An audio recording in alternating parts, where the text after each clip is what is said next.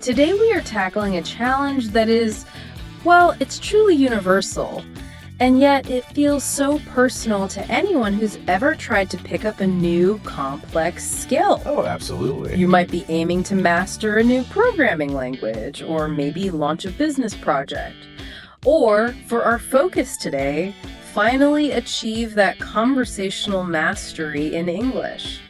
And in all of those, the real struggle, the thing that stops us, it's almost never about our actual ability or, our intelligence. Exactly. It's that internal resistance. It's the procrastination, the self-doubt, and just the sheer difficulty of keeping that motivation going for months or even years. It's the human element, really.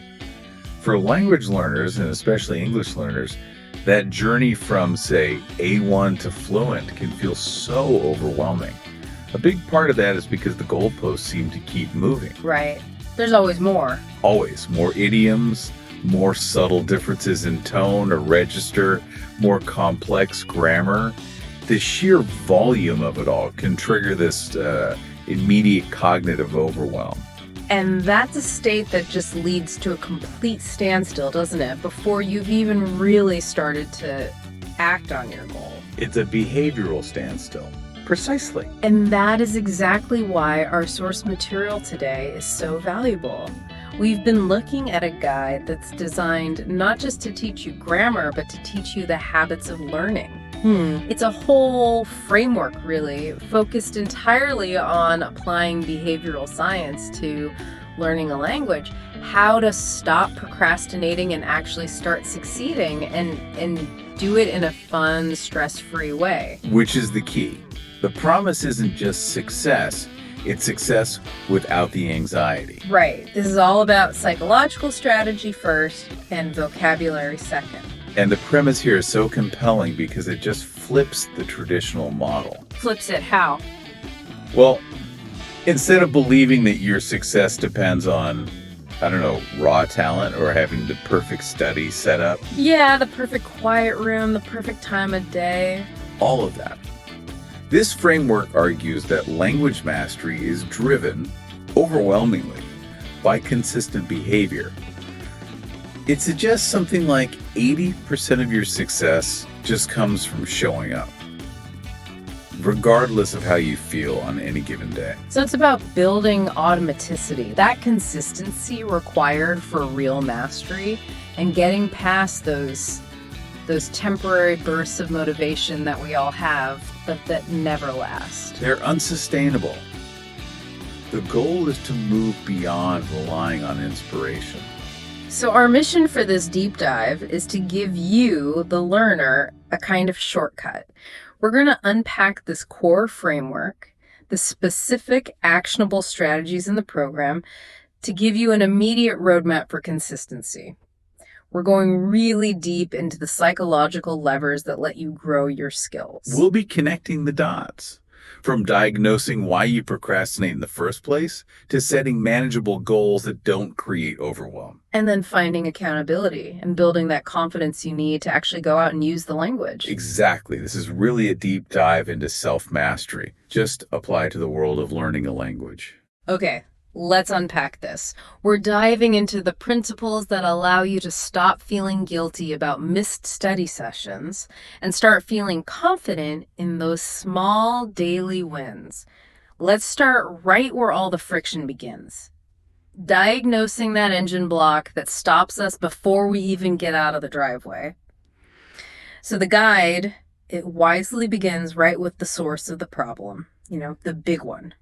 Why we procrastinate and how to break the cycle. Mm-hmm. Now, my first thought, and I'm guessing this is true for a lot of you listening, is, well, isn't this just common sense? Why can't we just use willpower and, jump into the flashcards?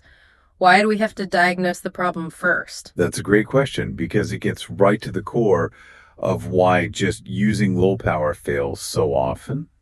Is because treating the symptom, which is avoiding your studies, without addressing the actual cause. Which is what? The emotional side of the it. Emotional regulation, exactly. If you don't address that, you're almost guaranteed to relapse into the same old patterns. Procrastination, fundamentally, is not about laziness. It's an acute mechanism for emotional self-protection.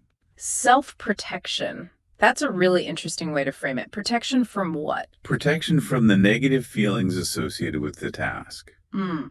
When you apply that to learning English, the reason you're avoiding it often isn't the difficulty of the grammar itself. It's the perception of the monumental distance to your goal. So my brain registers the goal, fluency, as this huge, almost threatening task. And that gap between where I am now as a beginner and that fluent future self, that gap triggers a kind of psychological threat response. Precisely. Imagine you're a beginner. You're facing this sheer cognitive load, mastering thousands of vocabulary words, absorbing all these complex, irregular verbs. Not to mention getting a native-like pronunciation. Right, and navigating the social context of it all. Your brain's prefrontal cortex, which handles all the complex planning and decision-making, it just gets overloaded. So it defaults to the easiest option. It defaults to the simplest emotional escape route, which is avoidance. It calculates this is too painful, this is too big, this is too complex, and the emotional response is often self-doubt, which just leads to delay. And this is especially true for the more abstract parts of language, I'd imagine. Absolutely. Things like trying to really internalize the difference between the perfect tenses or the subtle ways prepositions are used. They feel abstract, so the brain just pushes them away. So breaking that cycle means we have to shift our focus completely. We have to. The focus has to move from the outcome, which is fluency, to the process, which is just daily action. I really love that idea of decoupling action from achievement. It completely reframes what success even is. Success is no longer a destination, it's just daily attendance. And that reframing is the absolute key to breaking the cycle you mentioned. A cycle of guilt and avoidance. Yes. For the language learner, it begins with that overwhelming task, which triggers the avoidance. Then the avoidance leads to guilt and self-criticism. I should have studied today. We've all been there. That guilt then increases your anxiety about the task. It lowers your self-esteem, which then creates an even bigger emotional burden for the next time you think about studying. Which, of course, leads to even deeper avoidance. It's a vicious, perpetual, self-defeating loop. So, practically speaking, breaking the cycle means shifting focus from that impossible, distant outcome of perfect fluency to the immediate, daily, manageable process. We have to define success down to a micro level. The success isn't speaking perfectly today. The success is just opening your study materials today. That's it. Just opening the book. That's the win. Because that shifts the cognitive burden. It goes from, I have to master English, which is huge, to I have to do something related to English for just a tiny amount of time. Yeah. It redefines the action itself as a victory, completely separate from the quality of the output. Shifting the focus from outcome to process, that leads us directly to the second big mental shift the guide talks about. And it's so critical for building that initial consistency. It's this idea of embracing mistakes as a natural part of learning. Mm-hmm. But for so many of us listening, mistakes are painful. They trigger embarrassment, a feeling of judgment, of failure. How do we psychologically rationalize that pain away? This might be the single most fundamental psychological reframe you need for long-term language acquisition. The pain is real, you're right, but the interpretation of that pain is the variable we can actually control. Okay. If your ultimate definition of success is flawless, native-like communication, then what's the only logical way to maintain that success? I guess not to try. Because if you try, you're guaranteed to make mistakes. Yeah, exactly. We call it perfection paralysis. So that fear of making a mistake, of sounding foolish, of being corrected, or just not being understood, that fear becomes a much bigger barrier than the actual complexity of English itself. It's a huge barrier. The source material highlights this because the biggest thing holding back intermediate learners isn't their passive knowledge. What they can read or understand. Right. It's their active output. You can internalize 1,000 grammar rules, but until you actually try to use them in a real-time conversation, they're just theoretical. They stay in the textbook. They stay in the textbook. When you speak, you're actively processing, retrieving, constructing. And that messy process is where the real learning happens. The mistake isn't a failure, it's the essential feedback loop you need to get better. Okay, let's dig into the mechanics of that feedback loop. Let's say I, the learner, am talking with a native speaker and I mix up the placement of an adjective. It feels awkward. Why is that moment of correction, or just that awkward pause, valuable enough to override the psychological pain? Because that moment carries enormous cognitive weight. It's emotionally charged and it's contextually specific. When your conversation partner pauses, or you see that little flicker of confusion on their face, that unexpected event activates your brain's error detection systems. So my brain flags it as something important. A very strong flag. That emotional spike, tied directly to that specific linguistic error, makes the correct usage stick much more effectively than just reading a rule in a textbook. The memory encoding is deeper. It's more robust. Because I'll remember the whole situation. You'll remember the context of the mistake, the person you were talking to, the feeling you had. And all of that helps with memory retrieval later on. So that completely reframes the experience. Instead of a mistake being a sign of failure or a moment to be embarrassed about, it's just data. It's a high fidelity trigger for deeper learning. It's premium data. And if we connect this back to the guide's overall goal alleviating stress, then embracing mistakes is a prerequisite. When you accept that you're going to be imperfect, you remove the barrier to speaking. And if you don't use the language, you don't learn the language. You don't progress. This shift allows you to move from passive intake to active application, which is the only road to mastery. It gives you permission to be messy and inefficient, and that permission is incredibly liberating. Okay, so we've managed the mind, we've reframed fear and failure. Now we need the actual behavioral mechanism to get past that inertia. And the guide offers one of the most powerful, low-effort strategies from behavioral science, using the 2-minute rule to just start.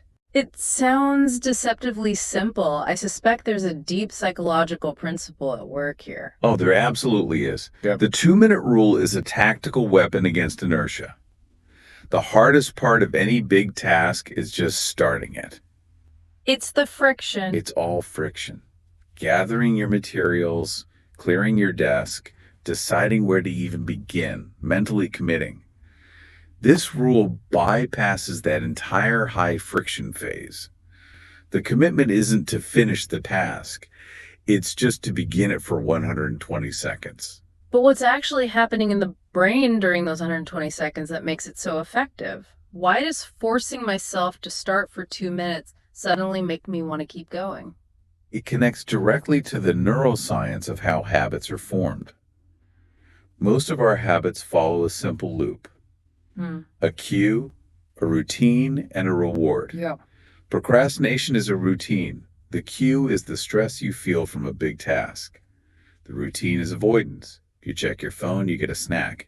The reward is immediate stress reduction. Right. Instant gratification. The 2-minute rule introduces a tiny new routine.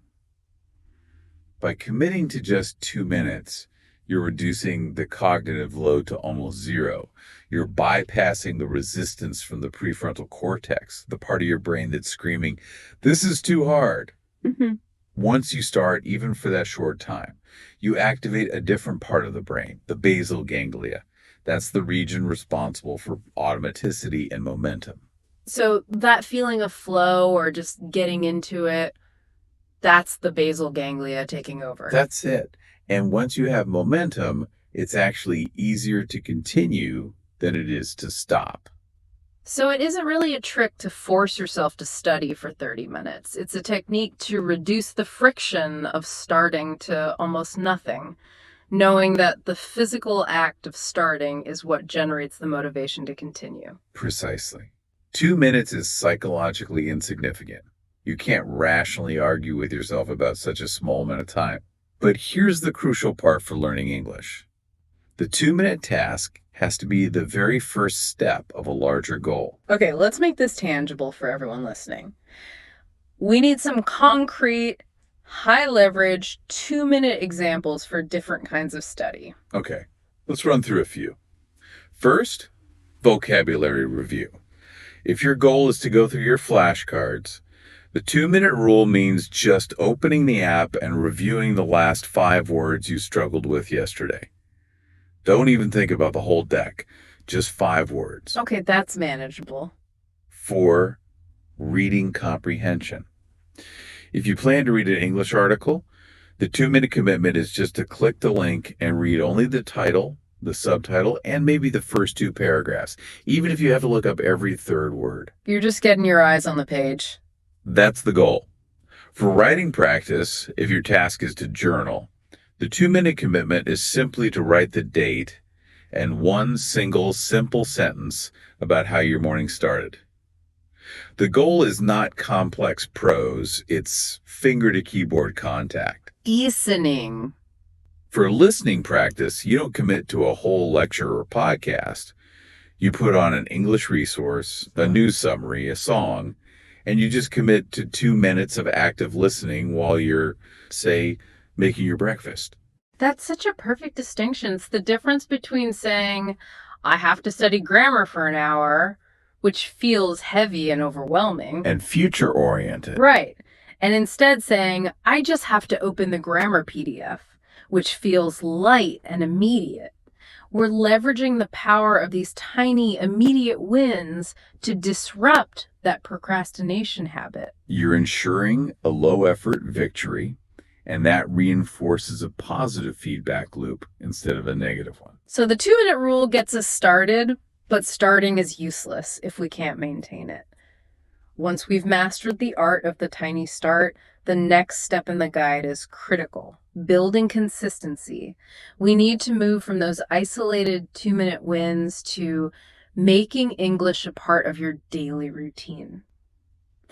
So, what is the profound difference between just scheduling time and truly making it a routine? This is where momentum becomes sustainable. This is the transition from relying on willpower, which is finite, to relying on automation, which is, well, automatic.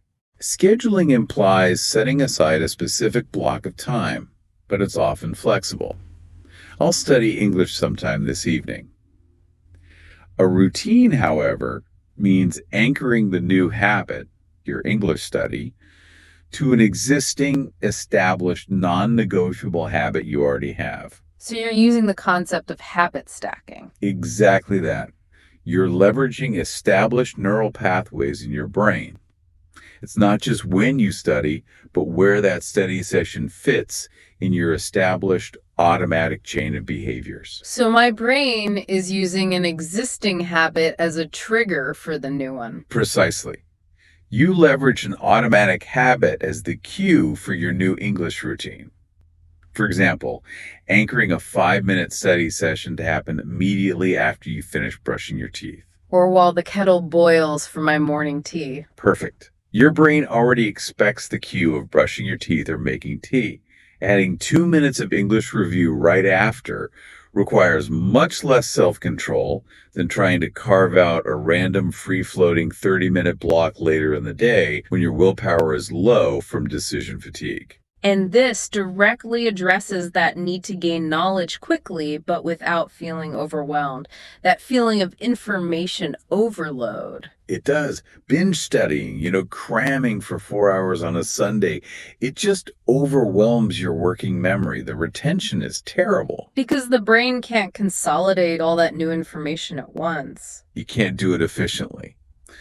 Consistency, even in really small doses, provides something called spaced repetition automatically. You're allowing your brain to process smaller, focused inputs, but you're doing it repeatedly throughout the week. And that's what helps move it into long-term memory. That's the crucial consolidation process. It allows the information to move from the hippocampus, your short-term memory center, to the neocortex. A 10-minute daily anchored routine is infinitely more valuable for long-term retention than a 4-hour monthly marathon. So let's talk about some more concrete examples of integration. Where are these pockets of predictable downtime that we can replace a low-value activity, like scrolling social media, with a high-value English activity? You have to look for the micro breaks in your day. So many of us default to mindlessly scrolling while we're waiting in line at the store or during a lunch break or on a 15-minute commute. That's prime real estate. It's prime real estate for low effort, high impact English activities. Use a flashcard app while you're waiting for the grocery checkout. Listen to 5 minutes of an English news summary podcast while you're walking the dog. Or even change the language settings on your phone to English. That's a great one. It forces these micro interactions with the language every single time you open an app. And that transformation where English stops being this separate study subject and becomes more of a functional life tool, that has to be the ultimate goal of consistency. It is. It transforms passive immersion into an active, almost unavoidable part of your daily environment. And you get to that sweet spot where you're not relying on motivational pep talks anymore. You're just relying on automatic triggers. That is true behavioral mastery. We've established the psychological diagnosis and the mechanics for breaking inertia. Now we have to move into structuring the journey itself, because just doing 2 minutes a day without any direction is like driving without a map. You'll keep moving, but you might end up nowhere useful. A lot of motion, no progress. Exactly. So the guide places a really high value on setting smart goals that don't overwhelm you. And this is a critical shift from just action to having direction. The traditional vague goal, I want to be fluent, is a psychological disaster. Right, a disaster. Because it offers no roadmap and no measurable finish line. You never feel like you're getting closer. The SMART framework introduces the clarity and specificity you need to sustain motivation over the long haul. Okay, for everyone listening, let's really drill down into this acronym, because just knowing the words isn't enough. We need to understand the function of each letter in the context of learning a language. Let's start with S for specific and M for measurable. Right, so S is for specific. A vague goal is, I will improve my vocabulary. A specific goal is, I will learn and correctly use 20 new nouns related to my professional industry, and I will integrate them into 5 unique written sentences by Friday. That is much more specific. Specificity focuses your energy. It prevents that scattering effect where you're trying to do everything at once. You know exactly what materials you need and what the final output needs to look like. And then M is for measurable. How will I know when I've succeeded? This has to be something you can quantify, right? Otherwise, progress is just a feeling, and feelings are really unreliable motivators. Your measurement has to provide hard data. If your goal is to learn 20 words, your measurable outcome is whether you can recall, say, 18 out of those 20 words correctly in a quick test. And whether you actually use them in those 5 sentences. And whether you use them. Measurement allows you to track your progress. And seeing that visual evidence, a checklist, a score, a completed page, is a powerful source of dopamine. It renews your motivation. But what happens when that measurable progress isn't a straight line up? What happens when I fail my own test? How do I manage that psychological pain? That's where the next part of the framework comes in. The SMART framework doesn't treat that as a failure. It treats it as essential data you use to adjust your next goal. But you don't abandon the goal. You don't abandon it. You adjust the achievability component. That's a perfect lead-in to A and R. So A is for achievable. How do we make sure a goal is actually realistic for our current ability and the time we have available? Achievability requires brutal honesty about your constraints. If you're a beginner working a full-time job, a goal like, I will read a full-length English novel in 1 week, is just setting yourself up for guaranteed disappointment. Which feeds right back into that procrastination cycle we talked about. Right back into it. An achievable goal respects your constraints. It might be, I will successfully read and understand the first 5 pages of an English children's book 3 times this week, spending no more than 15 minutes per session. It keeps the task within the boundary of your current resources. It does. And then we get to R, for relevant. Why does this part matter so much? Because it's the why. It is the emotional engine. Relevance is what ties the immediate, often painful daily effort to your ultimate aspirational future self. If you're learning English just to watch movies without subtitles, then spending all your study time on the rules for academic essay writing is completely irrelevant. And you'll lose motivation fast. You will. Relevant goals maintain your intrinsic motivation because they move you directly toward your desired outcome. They feed the passion that brought you to English in the first place. And finally, T is for time-bound, the deadline. That's what turns a wish into an actual plan. The T creates urgency, and it forces you to prioritize. Without a deadline, a task just expands indefinitely, becomes another item on your procrastination list. A goal has to have a completion date. I will have a 15-minute conversation with a language partner about my weekend using at least 3 distinct idioms. By 6 p.m. next Sunday. Yes, that concrete deadline forces immediate action. It makes you prioritize that specific learning objective over other things competing for your attention. So we can see the stark contrast, the weak goal. I will improve my speaking. It's vague, it's not measurable, it has no deadline. Compared to a truly smart goal. Yeah. I will successfully narrate a 3-minute unscripted story about my last vacation to my language exchange group. I'll make sure my sentence construction focuses on the past tenses, and I'll accomplish this by Friday afternoon so I can practice for my upcoming trip. Now that is a clear, actionable target, and it's tied directly to your motivation. Exactly. Okay, moving on from that rigid structure, the guide insists that learning doesn't have to be tedious. In fact, it says fighting the tediousness of rote learning is a huge motivational drain. The strategy here is brilliant, turning learning into a game to make it fun. This is pure behavioral psychology. It's the power of gamification, rote memorization, mechanical drill practice. They are inherently monotonous. That's why our brains often resist them. Gamification injects elements of pleasure, tracking, and competition, often just against yourself, that release dopamine and help sustain your effort. So it's about leveraging the same elements that make video games so addictive. Things like visible progress bars, instant feedback, leveling up, and applying all that to grammar or vocabulary. Precisely.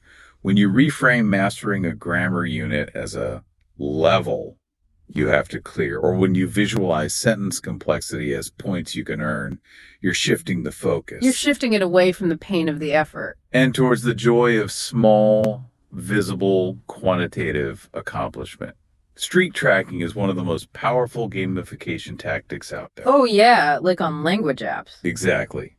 Your brain becomes reluctant to break the streak, which turns daily study into a mini challenge instead of a chore. And that sustained effort is what's really important. Those short bursts of intensity are easily forgotten, but consistency is what sticks. It is. So how can someone listening implement this without needing some dedicated, expensive app? How do you gamify your learning manually? You can implement several really simple structures. First, a leaderboard or a scorecard. Just create a simple chart where you award yourself points for compliance.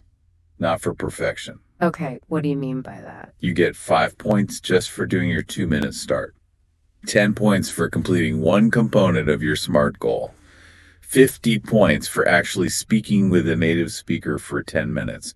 Then you just tally the score weekly. And then you can have rewards based on the score. That's the second part. A reward system. Create tiered, self-administered rewards tied to your weekly point targets.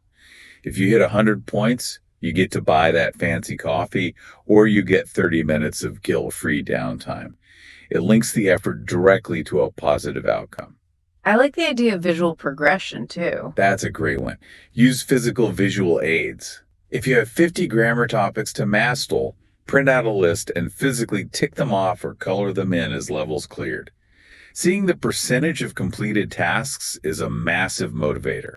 And you can set tiny challenges. Micro challenges. Yeah. Set very small, time-bound challenges like, can I use the word nevertheless 3 times in conversation today? If you succeed, you earn a check mark. It's a small win. That integration of small, immediate rewards seems so vital.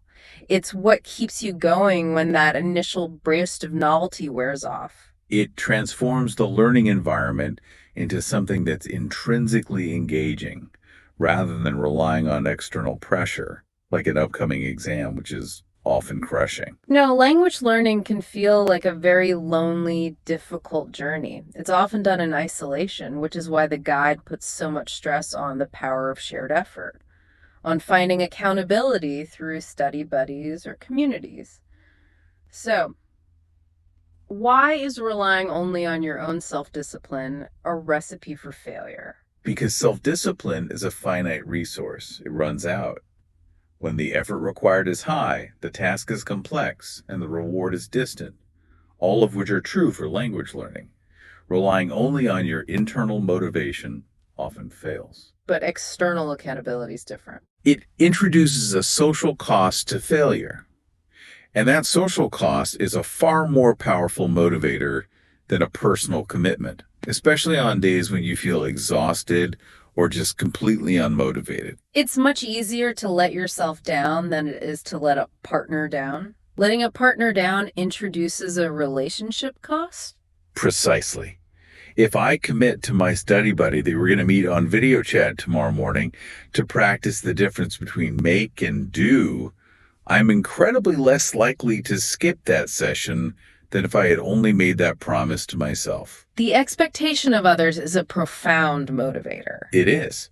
And it also introduces the benefit of shared resources and mutual encouragement. You're not in it alone. So let's detail the different forms of accountability that are available, from, say, high-structure options to more flexible ones. There are really 3 primary ways to build accountability, and you should choose the one that best fits your personality. First is formal structure. This is the highest level of paid class, a private tutor, a structured course with mandatory deadlines. This gives you professional feedback, structured progress, and the highest social cost of failure, because you've paid money and committed to a syllabus. Then there's the study buddy. Mutual support. This is reciprocal. You and a partner share your progress, you ask each other questions, you provide encouragement.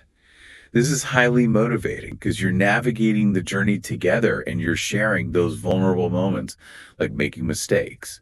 You're both invested in each other's success. And what if you can't find a study buddy or afford a class? Then you turn to community accountability. This includes online forums, local language meetup groups, or digital chat communities. While it might lack the one-on-one pressure of a buddy, it provides this immense generalized support, resource sharing, motivational energy, and critically, a place where you can post your small gamified victories and get positive reinforcement. That collective energy just dramatically reduces that feeling of isolation. It provides the vital external validation you need to keep your streak going. You're not just studying in a vacuum. You're part of a shared, vibrant process. Okay, we've covered diagnosis, the mechanics of action, and structure. Now we need the fuel for the engine. that deep, long-term motivation that carries us through the inevitable slumps. The guide suggests a really powerful technique, motivational mapping, or visualizing your future self to stay motivated. But how does just imagining something translate into real world effort? This is the emotional anchor. This is what gives meaning to all those micro actions we discussed, the 2-minute rule, the vocabulary review. Visualization is what bridges the gap between the small, immediate pain of effort and the grand, distant, rewarding outcome. Without that vivid connection, the immediate pain will always win out. And when we talk about visualization, we're not talking about some vague wish, are we? We need specificity, we need sensory richness. Absolutely. The future self you're visualizing must be multisensory and it must be emotionally loaded. If you're learning English for a career promotion, you need to visualize the texture of the mahogany table in that international meeting room. You need to hear the confident, nuanced tone of your own voice as you're leading the presentation. You need to feel the professional respect from your colleagues. Exactly. If it's for travel, you visualize the smell of the market spices, the sound of banter with the locals, and that sense of control as you easily read the transit map and order food without any hesitation. This connects directly back to relevance in the SMART framework. It does. And more importantly, if you can feel why you are learning, if you've anchored yourself to that future self, then the how, the daily grind, that 2-minute anchor, it all becomes infinitely easier. It becomes easier because it serves a powerful, meaningful, and emotionally salient purpose. It creates an identity shift, doesn't it? It does. You stop seeing yourself as someone who should learn English, and you start seeing yourself as someone who is learning English, or even a fluent speaker in process. And that shift in identity makes your daily actions a reflection of who you are, not just a chore you have to do. The goal moves away from reaching a destination and towards simply behaving consistently with your new identity. That's a profound difference. It moves the effort from being an external requirement to an internal value. Okay, so we have established a really comprehensive roadmap. We diagnose the fear, embrace mistakes as data, use the 2-minute rule to beat inertia, anchor the routine, set highly specific SMART goals, gamify the process, and then we secure external support through accountability. The final piece of the guide's puzzle is the integrated action plan, an action plan to stop procrastinating and start today. The strength of this whole framework is its synergy. You don't need to wait until you feel ready to implement all these strategies. They're designed for immediate use. We can synthesize the entire roadmap into a 3-part, high-impact, immediate plan for you, the listener, to use right now. Give us the breakdown. Step 1, attacking the resistance. Step 1 is diagnosis and definition. Stop right now and identify honestly why you procrastinate on English. Is it fear of looking foolish? Is it the sheer overwhelm of the task? Once you pinpoint that emotional cause, define one microscopic SMART goal for the coming week. Keep it tiny, specific, time-bound, and relevant to your future self. Don't try to solve your whole fluency journey. Just solve this week's tiny, defined challenge. Okay, that's the foundation. What's step 2? The implementation. Step 2 is implementation. Select one existing non-negotiable daily routine. Maybe it's drinking your first glass of water. Maybe it's waiting for the microwave. Maybe it's settling into your desk chair. And anchor a 2-minute rule English study session to it. Decide right now, when will I do my 2 minutes of English tomorrow morning? By linking that new habit to an existing cue, you activate habit automation immediately. That is the action trigger. What about the third critical step that guarantees you'll follow through? That's accountability. Commit to sharing that SMART goal with someone external this week. This could be a friend, a study buddy, or even just posting your goal into an online learning community. You don't need a formal teacher. You just need one external witness to your commitment.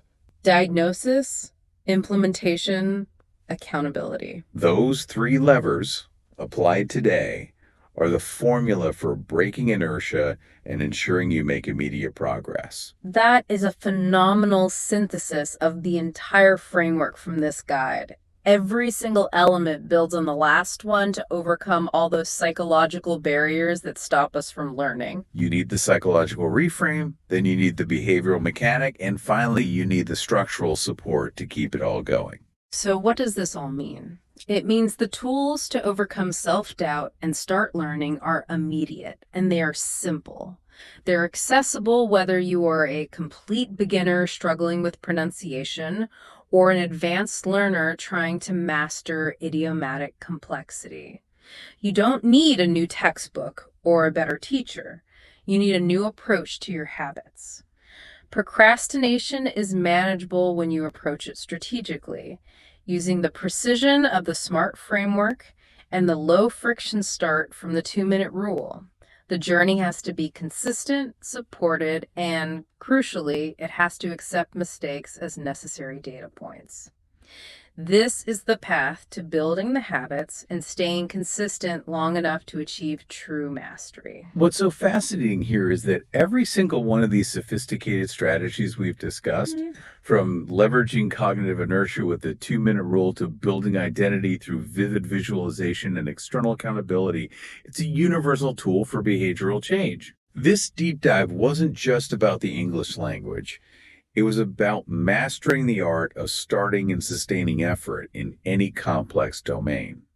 The skills that get you fluent in English are precisely the same psychological levers that allow you to stick to an exercise regimen, or manage your personal finances, or finish that daunting creative project. This framework is a blueprint for self-mastery. It really is. And that leaves a final question for you to mull over. If you apply the 2-minute rule today to the hardest, most complex, and most emotionally charged thing currently sitting on your mental to-do list, something completely unrelated to language, what would that task be? And can you anchor that 2 minutes to something you already do without conscious thought? Recognizing and utilizing that immediate anchor is your starting point for mastery.